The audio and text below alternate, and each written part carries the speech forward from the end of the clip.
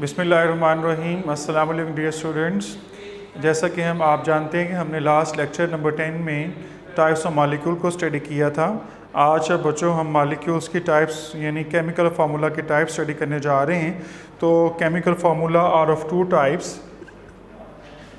जी बच्चों, chemical formula जो है उसकी टाइप स्टडी करना चाह रहे हैं। तो एम्पिरिकल फार्मूला हम सबसे पहले स्टडी करेंगे। Empirical formula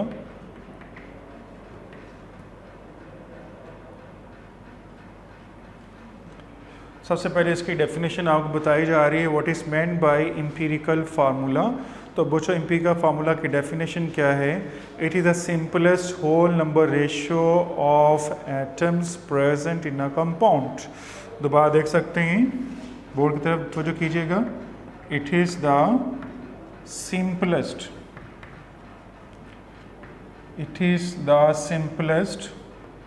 whole number ratio. It is the simplest whole number ratio of atoms present in a compound.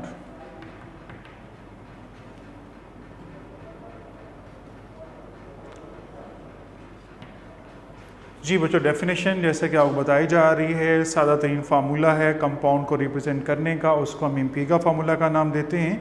तो कोवलेंट कंपाउंड्स हों या आयनिक कंपाउंड्स हों, both exist in the form of empirical formula form. तो बच्चों example लेंगे covalent compound के हवाले से। जो है कोवलेंट कंपाउंड जो हैं,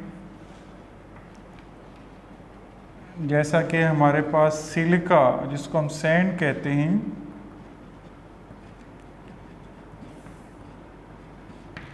सैंड जो थी बच्चों, क्योंकि इसकी जो अरेंजमेंट है अगर हम देखें, सिलिकॉन ऑक्सीजन सिलिकॉन, एक सिलिकॉन के साथ तकरीबन जो है वो 4 ऑक्सीजन जो है ऑलमोस्ट अटैच होते हैं, और जबकि एक ऑक्सीजन के साथ जो है वो जो है 2 सिलिकॉन के एटम्स जो हैं वो अटैच होते हैं। तो इस पूरे फार्मूले को अगर हम सिंपलेस्ट फॉर्म में लिखना चाह रहे हैं तो बच्चों वो फार्मूला जो रिप्रेजेंट किया जा रहा है SiO2। This is the simplest form of this arrangement of this formula which has joint shape structure. तो बच्चों सैंड को जो है हम सिलिका के नाम से जानते हैं, केमिकली उसको हम सैंड यानी कि सिलिका SiO2। इस तरह आपने ग्लूकोज का फार्मूला जो है वो स्टडी किया हुआ है, जैसे कि C6H12O6 होता है, और इसकी जो सिंपलेस्ट फॉर्म है अगर हम उसकी बात करें सिंपलेस्ट फॉर्म के हवाले से तो CH2O लिखा जाता है। तो रेशियो जो है 1:2:1। तो बच्चों आपको ये फार्मूला निकालना भी सिखाते हैं। एम्पिरिकल का फार्मूला जो है, जैसे ग्लूकोज है C6H12O6। तो empirical formula can be derived, can be calculated if you know the percentage composition of the element. When we know the percentage composition of element, we can find the empirical formula of that compound. For example, simplest ratio अगर निकालना चाहें तो निकाल सकते हैं। जो सबसे छोटी वैल्यू होगी उस पर आप डिवाइड कर देना है। तो यूँ आपके पास ये जो एक रेशो हासिल होगी आपको 1:2:1। तो ये कार्बन, हाइड्रोजन और ऑक्सीजन। तो this is the empirical formula जो है आप कैलकुलेट कर सकते हैं, फाइंड कर सकते हैं। बच्चों इसी तरह जो आयनिक कंपाउंड्स होते हैं, आयनिक कंपाउंड्स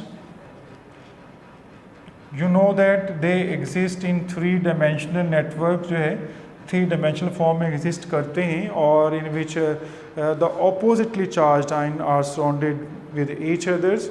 सो आयनिक कंपाउंड्स को हम बताना चाहते हैं कि वो भी फार्मूला यूनिट के थ्रू एक्सप्लेन किए जाते हैं, और उनका जो फार्मूला होता है वो एम्पिरिकल फार्मूला ही होता है। सो इसमें हम डिफ़ाइन भी कर सकते हैं, फार्मूला यूनिट के हवाले से भी बताया जा सकता है कि आयनिक कंपाउंड एक यूनिट की फॉर्म में पाए जाते हैं, क्योंकि वो क्रिस्टलाइन कंपाउंड होते हैं। तो उस यूनिट को हम फार्मूला यूनिट कहते हैं। फार्मूला यूनिट की डेफिनेशन भी बहुत सिंपल सी है, उसी डेफिनेशन में से आप बता सकते हैं कि it is the simplest whole number of It is the simplest whole number ratio of ions present in a compound. It is the simplest whole number ratio of ions. Simplest whole number of ratio of ions अगर हम बात करेंगे तो उसको हम formula unit कहते हैं. Simplest whole number ratio of ions, whole number ratio of ions. जैसे कि फार्मूला यूनिट जो है NaCl, कॉमन साल्ट इसको हम कहते हैं. तो बच्चों कॉमन सॉल्ट जो है उसमें 1 सोडियम आयन मौजूद होता है. Formula unit of NaCl, common salt contains 1 sodium ion and 1 chloride ions. तो यूँ हमने देखा कि आयनिक कंपाउंड हो या कोवलेंट कंपाउंड्स हो, उसको हम किस फॉर्म में रिप्रेजेंट कर सकते हैं, एम्पिरिकल फॉर्म में उसको रिप्रेजेंट किया जा सकता है. तो दूसरी टाइप स्टडी करेंगे केमिकल फार्मूला के हवाले से, जिसको हम कहते हैं molecular formula.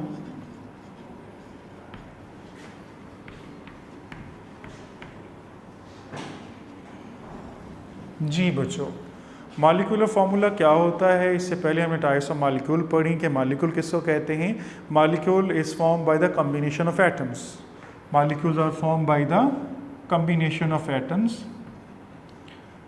Molecules you know that are formed by combination of atoms, by combination of atoms, और दे आर रिप्रेजेंटेड किस फॉर्म में रिप्रेजेंट करते हैं? In the form of molecular formula. Molecules are represented in the form of empirical formula. जो है molecular formula molecule को represent करते हैं मॉलिक्यूलर फार्मूला के फॉर्म में. So it is defined as. Molecular formula कैसे डिफाइन कर सकते हैं? The formula which shows the actual number of atoms of each element present in a molecule of that compound. जी दोबारा से सुनिएगा. what is molecular formula?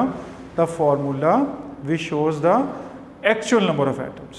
The formula which shows the actual number of atoms of each element present in a molecule of that compound. For example, glucose की example ले लेते हैं. So glucose is the molecular formula. क्या है glucose का? C6H12O6. तो बच्चों इसमें एक्चुअल नंबर ऑफ एटम्स आप बता सकते हैं कि कार्बन है 6 एटम्स. कार्बन के कितने एटम हैं बच्चों?